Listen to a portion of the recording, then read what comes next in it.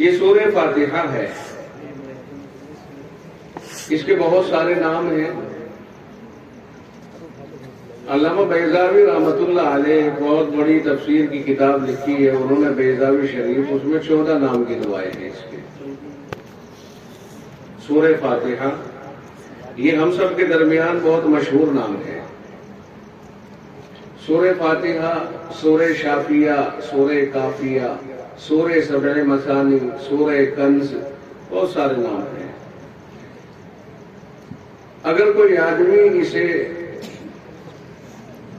اللہ کے کلام کو پڑھ کر کسی پریشان کے اوپر دم کرے، اللہ تعالی شفا عطا فرماتا ہے۔ شرط یہ ہے کہ یقین ہو، خدا کے کلام میں تاثیر ہے، لیکن جس کی زبان سے وہ کلام جس وقت ادا ہو رہا ہے، اس وقت اس کے دل میں اس کلام پر، اس کے فائدہ پہنچانے پر پورا یقین ہو، تو اس کے یقین کے ساتھ وہ فائدہ پہنچاتا ہے۔ وہی کلام ایک اللہ والا پڑھ دے، وہی کلام ایک وہ آدمی جس کا یقین اس درجے کا نہ ہو وہ پڑھے، دونوں میں فرق ہوتا ہے۔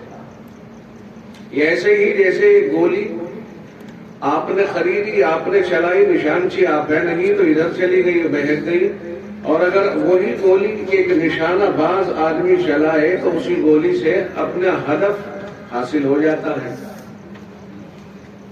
تو کلام الہی ادا کرنے والے کے اوپر ہے وہ کیسے دل سے اور کیسے اخلاص اور کیسے یقین کے ساتھ اسے ادا کر رہا ہے۔ جیسا اس کا یقین ہوتا ہے ویسا ہی اللہ کی طرف سے فیض ہوتا ہے۔ بات سمجھ میں آ رہی ہے؟ اب آپ حضرات کو سورہ فاتحہ سبھی کو یاد ہے، اچھی طرح پڑھ کے صحیح سے بالکل ایک دم بہت قاعدے میں پڑھ کے، اور بہتر ہو کہ آپ اول و آخر درود شریف بھی پڑھ لیں، اور پھر کسی پریشان کے اوپر اسے 7 مرتبہ پڑھ کے دم کریں کہ اللہ کا کلام ہے، اللہ اپنے کلام کی برکت سے اس کے اندر شفا رکھ دے گا، اس کی پریشانی کو دور فرما دے گا۔ کسی بچے کے اوپر دم کر دے، پانی بوتل میں بھرے اور 7 بار اس سورہ مبارکہ کو پڑھ کے اس کے اوپر دم کر لیں، رکھ لیں، اور پھر اس میں سے پیتے رہیں، استعمال کرتے رہیں، کراتے رہیں، کم ہوتا رہے، اسے ختم نہ ہونے دیں، اس میں اور بھرتے رہیں۔ آدھی بوتل ہو گئی پھر اور بھر لیا، یہ برکت کبھی بھی ختم نہیں ہوگی، یہ برکت کبھی بھی ختم نہیں ہوگی۔ تو اس میں قرآن کریم کی اس سورت کے اندر اللہ تعالیٰ نے بہت سی برکتیں رکھی ہیں، اور اس کے نام اگر دیکھے جا رہے ہیں تو انہیں سے اندازہ ہوتا ہے کہ سورہ کافیہ بھی اس کا نام ہے، کافی ہونے والی، سورہ شافیہ بھی شفا پہنچانے والی، سورہ فاتحہ بھی پریشانیوں کو کھولنے والی، غموں کو کھولنے والی، غموں کو دور کرنے والی، سورہ کنز بھی ہے، خزانہ ہے، سورہ سبع مثانی ہے، بار بار یہ 7 آیتیں پڑھی جانے والی ہیں۔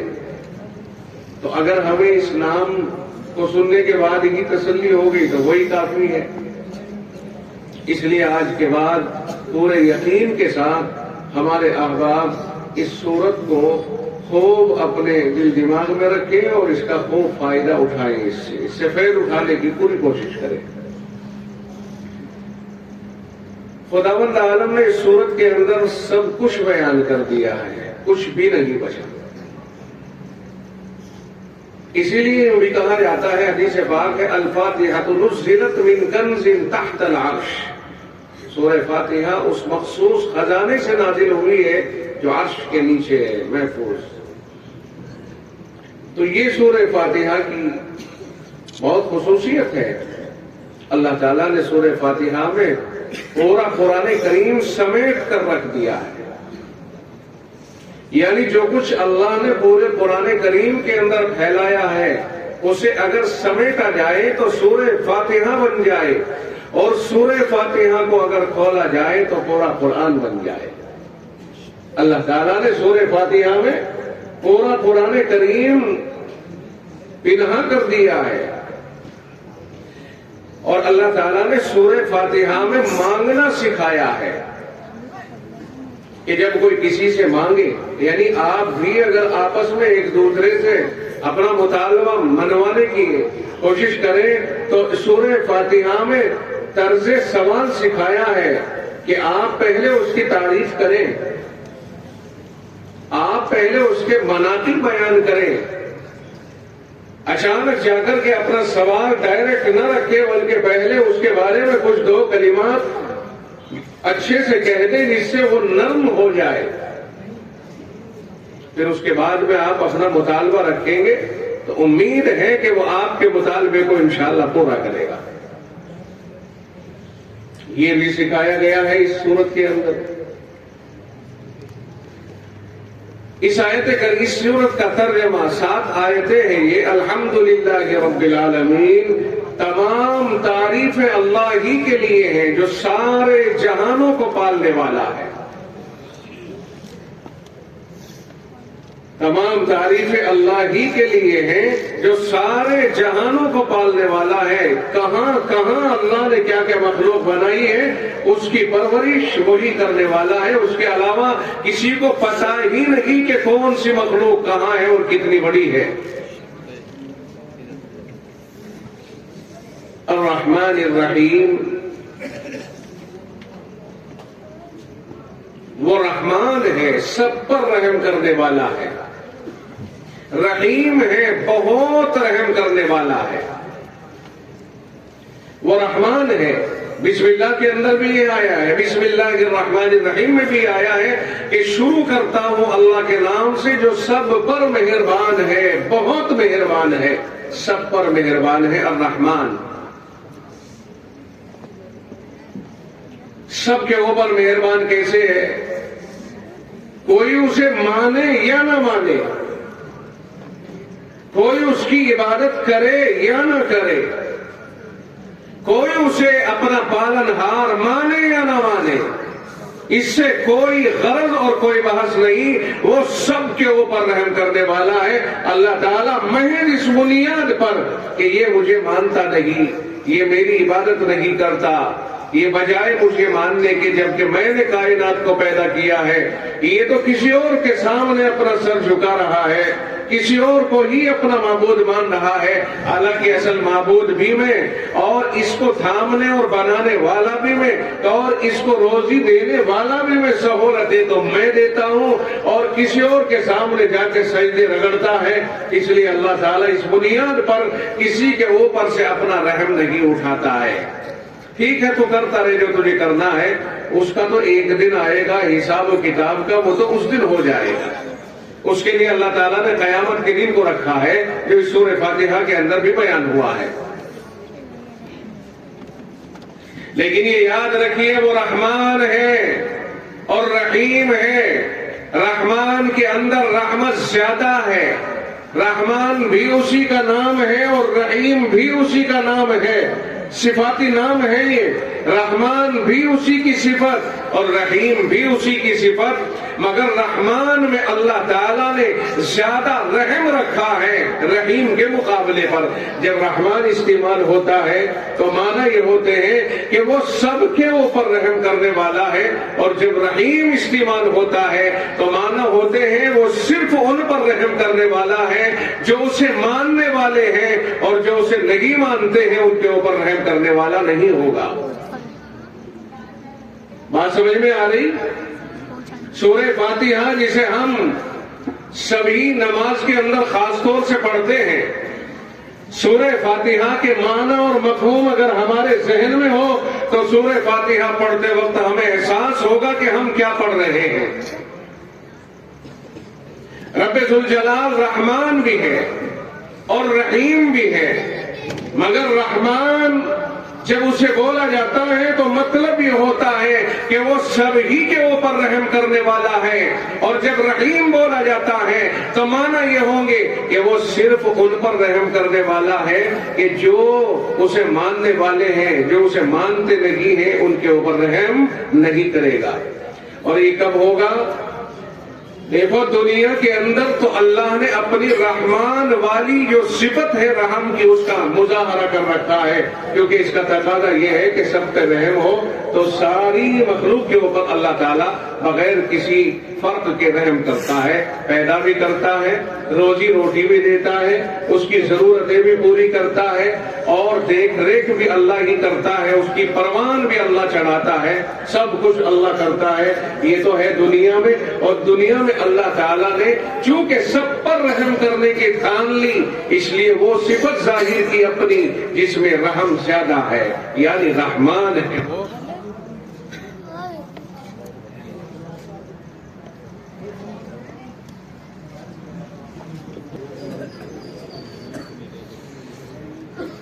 تو اللہ تعالیٰ رحمان ہے، یعنی ساری کائنات اور ساری مخلوق پر رحم کرنے والا ہے۔ مگر یہ رحمان والا جو خدا کا معاملہ ہے نا، رحمان والی صفت، توجہ رہے، بہت خاص بات بتا رہا ہوں آپ کو۔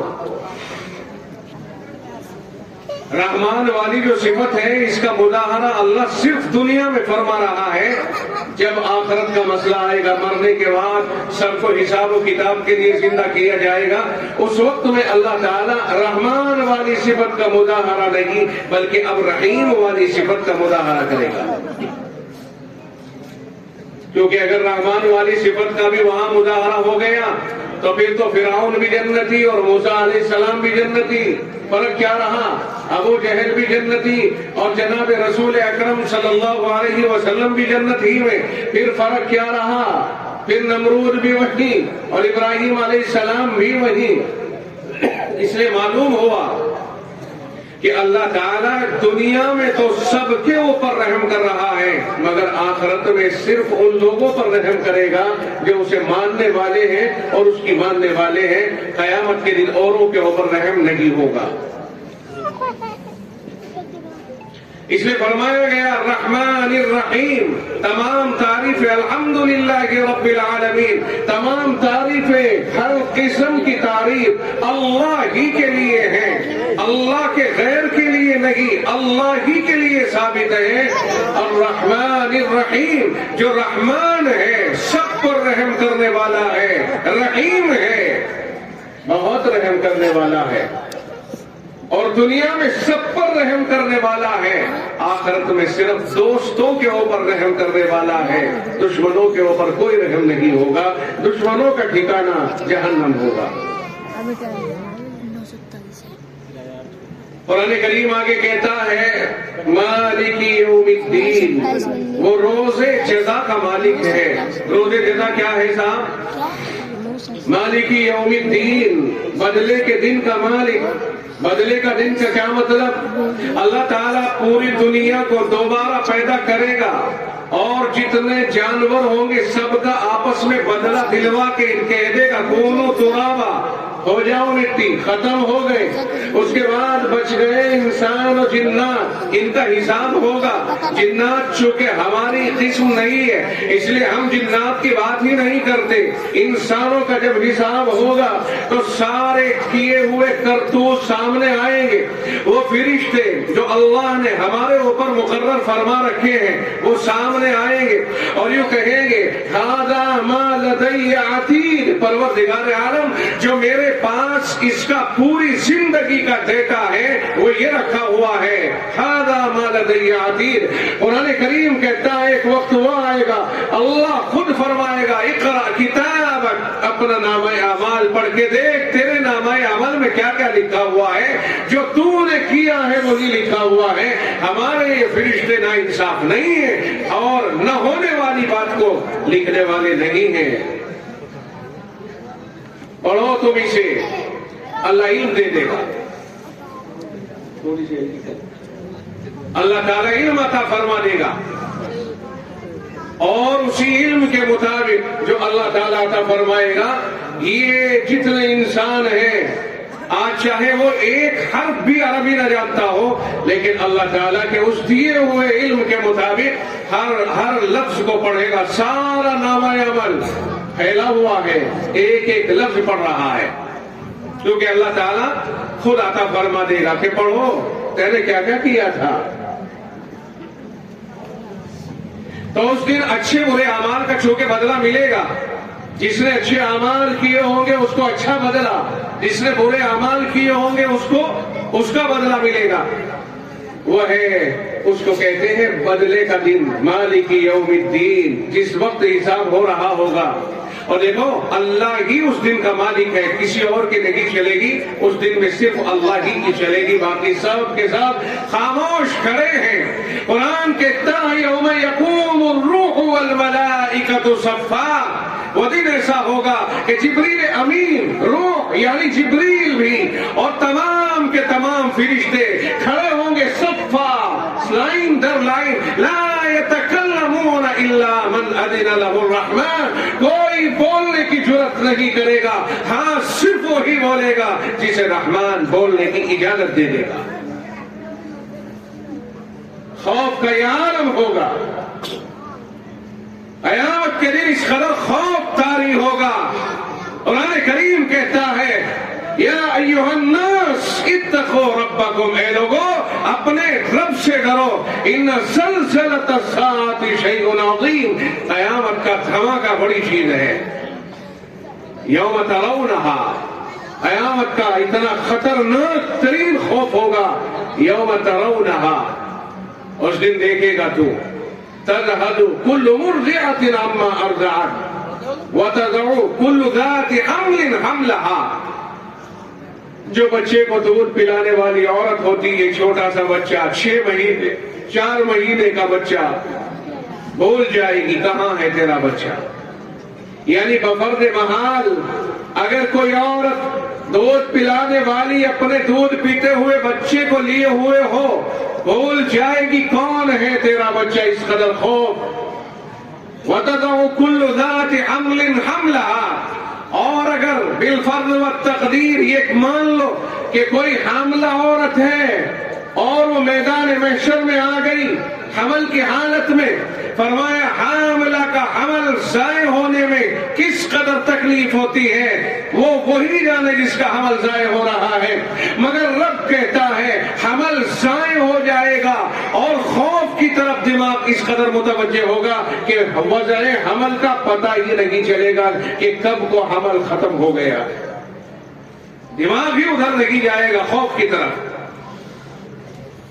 قرآن کریم کہتا ہے وَتَرَى النَّاسَ سُكَارَىٰ، اور لوگوں کو تو ایسا دیکھے گا جیسے نشے میں مست ہو، وَمَا هُمْ بِسُكَارَىٰ، حالانکہ وہ نشے میں نہیں ہوں گے۔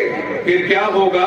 ایسی پوزیشن میں لوگ نظر آ رہے ہوں گے جیسا کہ نشے میں آدمی مدہوش ہوتا ہے، بدحواس ہوتا ہے۔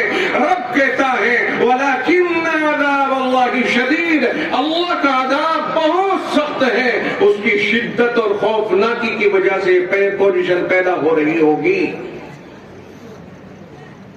کیا آپ کو یقین نہیں ہے؟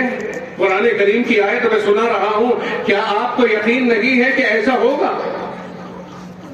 ہر مسلمان کو اس کے اوپر پورا یقین ہے کہ ایسا ہوگا۔ خداوند عالم ایسے لوگوں میں ہمارا شمار نہ فرمائے جن کے ساتھ ایسا ہو۔ یہ ہے وہ جزا، یہ ہے وہ بدلہ جس کا اللہ ہی مالک ہوگا۔ قرآن کریم کہتا ہے ابتداءً یہ دن اتنا لمبا ہوگا، اتنا لمبا ہوگا جس دن حساب ہو رہا ہوگا۔ قرآن کریم کہتا ہے تعرج الملائکۃ والروح الیہ فی یوم کان مقدارہ 50,000 سنہ، قیامت کے دن کی مقدار اور طول اس دن اتنا ہوگا جیسا کہ دنیا کے 50,000 سال۔ ساری دنیا کو اب تک 10,000 سال نہیں ہوئے، یعنی آدم علیہ السلام جب تشریف لائے تھے اور آج تک ابھی تک 10,000 سال نہیں ہوئے۔ قرآن کریم بتاتا ہے اس دن کی لمبائی ایسی جیسے دنیا کے 50,000 سال۔ عجیب و غریب کیفیت ہوگی، اور ایسا احساس ہوگا بعض لوگوں کو جیسے اتنا لمبا، اور بعض لوگوں کو چھوٹا سا، وہ اپنے اعمال کے اعتبار سے ہوگا۔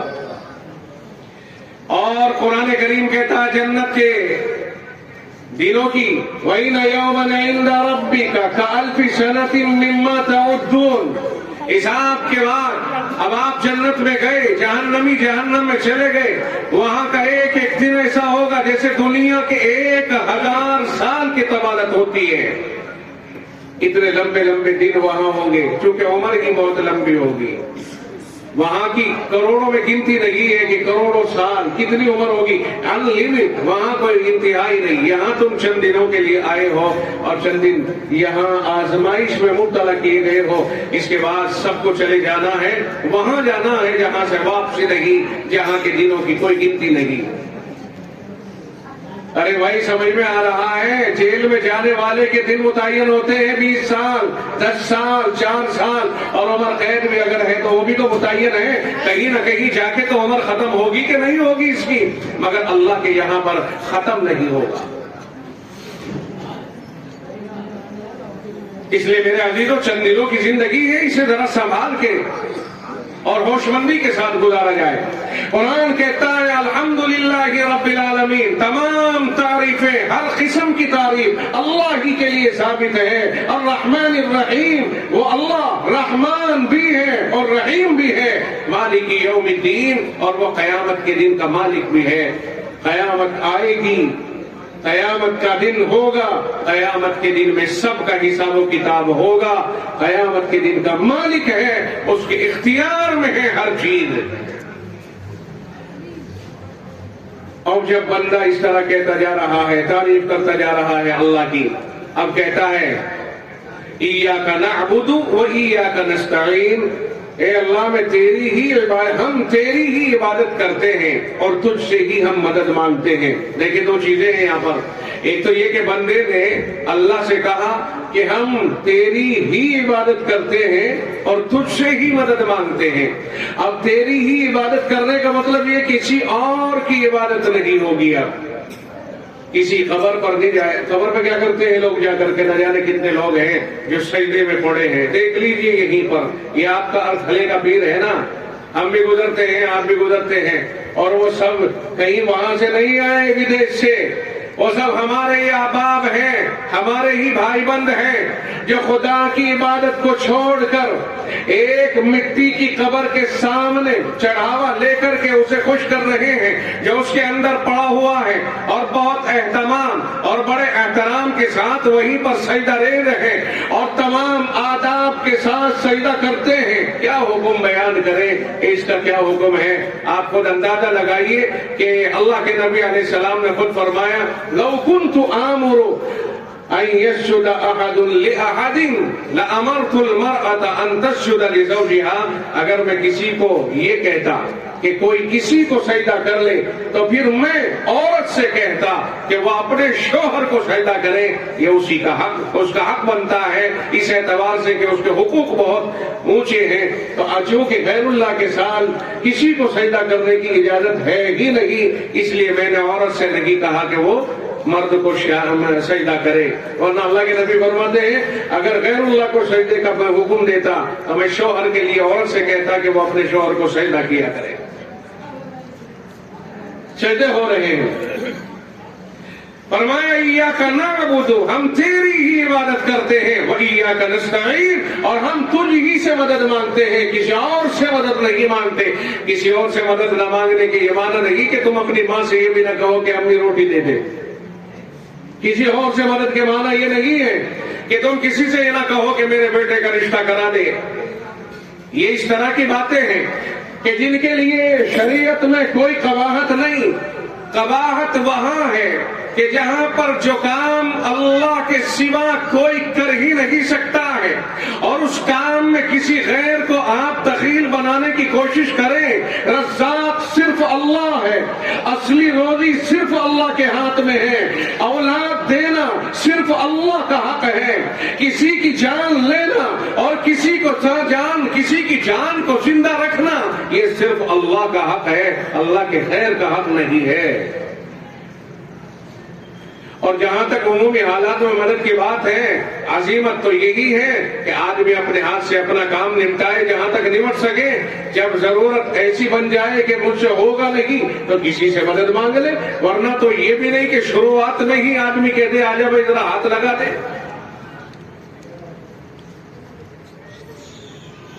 اب دیکھیں ایاک نعبد و ایاک نستعین، دو باتیں آئی ہیں. ہم تیری ہی عبادت کرتے، تجھ سے ہی مدد مانگتے ہیں. اللہ تعالیٰ نے بھی جب کہا بندے نے ہم تیری ہی عبادت کرتے ہیں تجھ سے ہی مدد مانگتے ہیں، تو اللہ نے دو باتوں کے ذریعے آزمائش بھیج دی کہ اچھا ہماری ہی عبادت کرتے ہو اور ہم سے ہی مدد مانگتے ہو تو چلو ہم تمہیں دیکھتے ہیں۔ اللہ نے نماز فرض کی، ساتھوں ساتھ زکات بھی فرض کر ڈالی کہ اگر تمہارا یہ دعویٰ ہے کہ ہم تیری ہی عبادت کرتے ہیں تو کر عبادت، نماز میں آ، اور تیرا یہ دعویٰ ہے کہ ہم تجھ سے ہی مدد مانگتے ہیں تو زکات ادا کر۔ زکات ادا کر کے پتہ چلے گا کہ ہم سے ہی مدد مانگتا ہے، یہ مال کے اوپر بھروسہ رکھتا ہے۔ اگر زکات وہ ٹائم سے ادا کرتا ہے تو اس کا مطلب یہ ہوا اپنے دعوے میں سچا ہے۔ اللہ تعالیٰ نے فوراً دو حکم دے دیے، زکات اور نماز۔ پہلے بھی دو دعوے کیے کہ ہم تیری ہی عبادت کرتے ہیں اور تجھ سے ہی مدد مانگتے ہیں۔ رب نے بھی کہا نماز پڑھ اور زکات ادا کر تاکہ تیرے دعوے کی تصدیق ہو سکے۔ نماز پڑھے گا تو عبادت کے دعوے میں سچا، اور زکات ادا کرے گا تو مدد مانگنے میں سچا کہ تجھ سے ہی مانگتے ہیں، ہم تیرے سوا کسی اور سے نہیں۔ اب یہ ساری باتیں کہنے کے بعد، تعریفات کرنے کے بعد، اب بندے کو اپنے مقصد کی جگہ پر لایا جاتا ہے۔ کہا جاتا ہے اہدنا الصراط المستقیم۔ بندہ اپنا سوال رکھتا ہے اے اللہ ہمیں سیدھے راستے کی ہدایت عطا فرما۔ پہلے تعریف کی، تمام تعریفیں اللہ ہی کے لیے جو سارے جہانوں کا پالنہار، وہ رحمان بھی ہے اور رحیم بھی ہے، وہ قیامت کے دن کا مطلق مالک بھی ہے۔ اور یہ بھی کہا اللہ ہم تیری ہی عبادت کرتے تجھ سے ہی مدد مانگتے ہیں۔ اب بندے نے اپنا سوال رکھا 4 آیتوں کے بعد، اہدنا الصراط المستقیم، اے اللہ ہم کو سیدھے راستے پر چلا، سیدھے راستے پر چلنے کی توفیق عطا فرما، سیدھے راستے پر چلنے کے اسباب عطا فرما۔ اور وہ سیدھا راستہ کن لوگوں کا؟ فرمایا صراط الذین انعمت علیہم، ان لوگوں کا راستہ جن کے اوپر تو نے انعام کیا ہے۔ غیر المغضوب علیہم ولا الضالین، ان لوگوں کا راستہ نہیں جن کے اوپر غضب ہوا اور جو لوگ راستے سے بھٹک گئے، یعنی جن کے اوپر تیرا غضب نازل ہوا ان کا راستہ ہمیں نہیں چاہیے۔ ولا الضالین میں کہا گیا اور جو بھٹک گئے تیری راہ سے ان کا بھی راستہ ہمیں نہیں چاہیے۔ ہمیں کن کا راستہ چاہیے؟ فرمایا انعمت علیہم، ان لوگوں کا راستہ جن کے اوپر تو نے انعام کی بارش کی ہے۔ تو اللہ تعالیٰ سے ہم نے، بندوں نے یہ سوال کیا اے اللہ ہمیں سیدھی راہ پر چلا۔ کون ہے وہ جو سیدھی راہ پر چلنے والے؟ صراط الذین انعمت علیہم، ان لوگوں کی راہ کے اوپر چلا جن کے اوپر تو نے انعام کیا ہے۔ ان لوگوں کی راہ ہمیں نہیں چاہیے جن پر تیرا غضب نازل ہوا اور جو راہ ہے حق سے بھٹک گئے۔ ان دو طبقوں کی راہ پر چلنے کی ہمیں کوئی ضرورت نہیں، ہم صرف ان کی راہ پر چلنا چاہتے ہیں جن لوگوں کے اوپر تینے انعام نازل کیا، یعنی جو تیری مرضی کے مطابق زندگی گزار کر تیرے انعام کے حقدار بن گئے۔ یہ ہے سورہ فاتحہ کا ترجمہ۔ اب اس کی ذرا سی وضاحت اور چاہیے۔ جب بندے نے سوال کیا اہدنا الصراط المستقیم، سیدھا راستہ دکھا، اور چناؤ میں اس نے خود کہا صراط الذین انعمت علیہم، ان لوگوں کے راستے پر چلانا جن پر تو نے انعام کیا۔ جب رب ذوالجلال سے بندے نے درخواست کی اہدنا الصراط المستقیم، اے اللہ ہمیں سیدھے راستے پر چلنے کی ہدایت عطا فرما، تو رب نے کہا تیار ہو جا، میں ہدایت نامہ تیرے لیے بھیجنے کو لکھ کے تیار ہو۔ پیغمبر کا انتخاب ہو گیا، جناب رسول اکرم صلی اللہ علیہ وسلم، اور رب نے قرآن کریم یہ نازل فرما دیا اور کہہ دیا یہ ہدایت نامہ سن لے کیسا ہوگا۔ الف لام میم ذالک الکتاب لا ریب فیہ، اس ہدایت نامے میں کوئی شک و شبہ نہیں، جو تیری ہدایت کے لیے آ رہا ہے وہ یہ ھدی للمتقین، یہ کتاب، یہ قرآن ہے جو تیرے سوال کا جواب ہے۔ تو نے ہی کہا ہے نا کہ اللہ ہمیں ہدایت پر सीधे रास्ते के ऊपर चलने की हिदायत दे दे, तो अल्लाह कहता है ये है वो किताब हुदल लिल मुत्तकीन, जो मुत्तकियों को सीधी राह पर चलाने वाली है।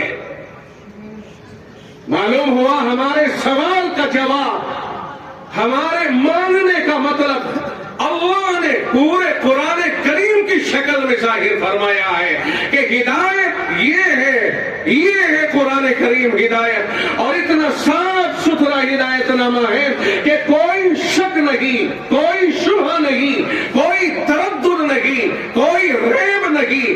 तमाम शुबहात और तमाम रैब और किसी भी किस्म के शक हर चीज से ऊपर है, अल्लाह का कलाम है। ये है तेरे लिए जो तेरे सवाल का जवाब है। अब कुरान करीम के ऊपर अमल करना ये है वो कि हिदायत कुरान है, कुरान पर अमल करो और सीधी राह पर चलकर अल्लाह से जा भी लो। आगे एक सवाल और किया था, सिरातल्लज़ीना अनअमता अलैहिम, मौलाए करीम उन लोगों का रास्ता जिनके ऊपर तूने इनाम नाजिल किया है। तो अल्लाह ताला ने इसके जवाब में इरशाद फरमाया, उलाइकल्लज़ीना अनअमल्लाहु अलैहिम, जिन लोगों के ऊपर अल्लाह ने इनाम किया है वो तो ये है, कौन है? परवरदिगार, जिनके ऊपर तेरा इनाम उतरा है ताकि हमारे ऊपर भी इनाम उतरे। उन्हीं की तरह अमल करने के बाद मौलाए करीम ने फरमाया, रब ने कहा, उलाइकल्लज़ीना अनअमल्लाहु अलैहिम, वो लोग जिनके ऊपर अल्लाह ने इनाम नाजिल फरमाया है, ये है उनकी फेहरिस्त। मिनन नबिय्यीन, पहला नंबर नबियों का है, नबियों की राह पर चलो। वो सिद्दीकीन, और सिद्दीकीन का है। वो शुहदाई, और राह खुदा में जान देने वालों का है। वो सालिहीन, और आम नेक बंदों का है। फरमाया जिन पर अल्लाह ने इनाम नाजिल किया है उनकी फेहरिस्त में सरे फेहरिस्त पैगंबर है, दूसरे नंबर पर सिद्दीकीन है, तीसरे नंबर पर शुहदा और राह खुदा में जान देने वाले हैं, और चौथे नंबर पर आम अल्लाह के नेक बंदे हैं जिन लोगों ने नेकियां करके अपने आप को अल्लाह के इनाम का हकदार बना लिया। इनकी राहों पर चलो। कुरान करीम ने नबी अकरम सल्लल्लाहु अलैहि वसल्लम के लिए कहा और अवाम को खिताब करके कहा, लक़द कान लकुम फी रसूलिल्लाहि उस्वतुन हसना, तुम्हारे लिए रसूलुल्लाह की जिंदगी में बेहतरीन नमूना है। फिर फरमाया, मा आताकुमुर रसूलु फखुज़ूहु व मा नहाकुम अन्हु फंतहू, जो रसूल तुम्हें हुक्म दे, जो रसूल तुम्हें दे, चाहे माल दे या कोई हुक्म दे या कोई ऑर्डर दे, फरमाया उसको इख्तियार करो। व मा नहाकुम अन्हु, और जिस बात से तुमको रोक दे सो उससे रुक जाओ। वत्तकुल्लाह, अल्लाह से डरते रहो। इन्नल्लाह शदीदुल इक़ाब, बेशक अल्लाह ताला बहुत सख्त पकड़ करने वाला है। जब वो पकड़ करने पे आता है, रब कहता है, इन्ना बत्शा रब्बिका लशदीद, तेरे रब की पकड़ बहुत मजबूत है। कोई छुट के भला कभी गया है अल्लाह की पकड़ से? तो चूंकि बंदे ने सवाल किया, सिरातल्लज़ीना अनअमता अलैहिम, उन लोगों का रास्ता जिनके ऊपर तूने इनाम किया है। सिरातल्लज़ीना अनअमता अलैहिम, तो अल्लाह ताला ने मुनअम अलैहिम की फहरिस्त बयान कर दी कि इन पर इनाम हुआ। वो नबी है, सिद्दीकीन है, शुहदा है, सालिहीन है। और बंदे ने यूं कहा था, मौलाए करीम मुझे उन लोगों के रास्ते पर मत चलाना जिनके ऊपर तेरा गजब हुआ, और उन लोगों के रास्ते पर भी मत चलाना जो लोग राह हक से भटक गए और गुमराह हो गए। अब जब इसकी तहकीक की गई, कौन है वो जिनके ऊपर गजब हुआ, कौन है वो जो राह खुदा से भटक गए, तो दो तबके ऐसे हैं दुनिया में जिनके ऊपर गजब हुआ और राह से भटके हैं। राह हक से भटकने वाले नसारा हैं, और गजब जिनके ऊपर उतरा है वो यहूद है। सूरह फातिहा में रात दिन हम ये कहते हैं, मौलाए करीम यहूदियों का रास्ता नहीं चाहिए, ईसाइयों का रास्ता नहीं चाहिए, और सलाम फेरने के बाद वही यहूद और नसारा का तरीक। बात समझ में नहीं आ रही क्या? नमाज में सवाल कुछ कर रहे हैं। अगर हम पढ़े लिखे और समझदार हो और पता चले कि हम सूरह फातिहा में कि अल्लाह से क्या मांग रहे हैं और अल्लाह से क्या बात कर रहे ہیں, اللہ سے کیا مناجات کر رہے ہیں, تو پتہ چلے سلام پھیرنے کے بعد کہ ہم نے کس چیز کو مانگا تھا اور اسے ٹھکرا کر کے کس چیز کو پھر اختیار کر لیا ہے. لیکن جب ہمیں پتہ ہی نہیں کہ سورہ فاتحہ کا مطلب کیا ہے, تو ہماری رٹ ہے جو ہم نے رٹ کر کے پیش کر دی ہے, بس اس سے آگے ہمارے ذہن میں کوئی اور بات ہے ہی نہیں.